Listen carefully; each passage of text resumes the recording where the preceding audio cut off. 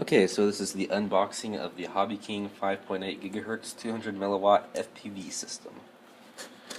So when we open it up here, first thing we have is our receiver, which is packed in some foam stuff. It's pretty small, as you can see, compared to a 900 megahertz one. Pretty thin too.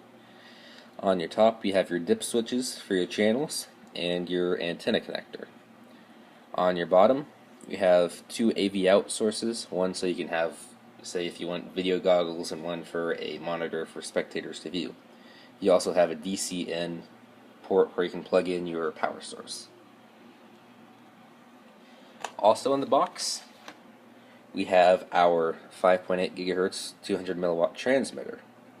What I find cool about this is if you compare it to the size of a 900 megahertz transmitter, it is just about the same size. But the big thing I like about this is that the antennas are much smaller. I'll have to dig in the box here to pull it out, or pull one out.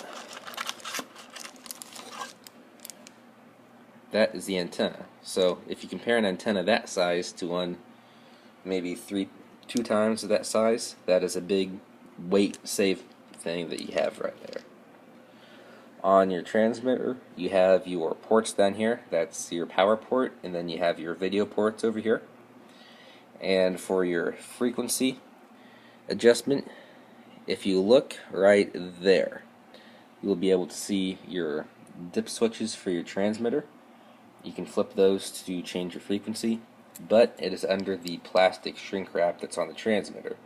So you would have to cut a hole in that shrink wrap to get to those.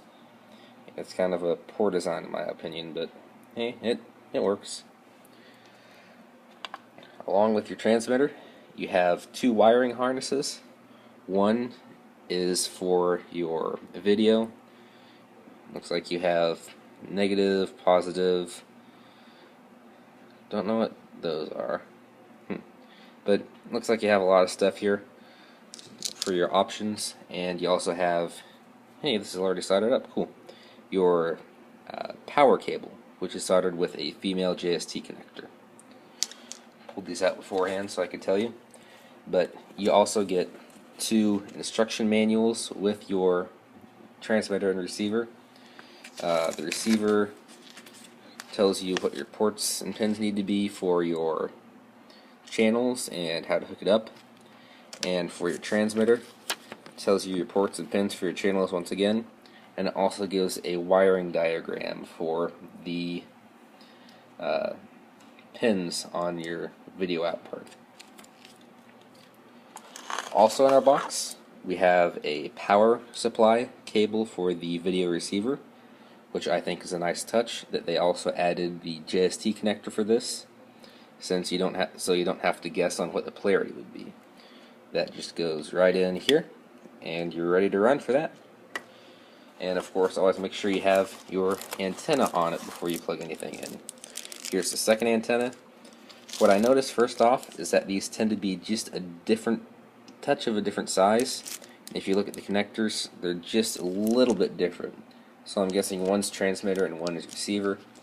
We'll find out more when we do our bench review of this, that has testing and more specs. Also in the box, final thing, you have your RCA cable, which plugs into one of your video out ports on your transmitter. Plug it in, kind of a tight squeeze, but it goes in, and that gives you left and right audio and video, which is what we're most interested in.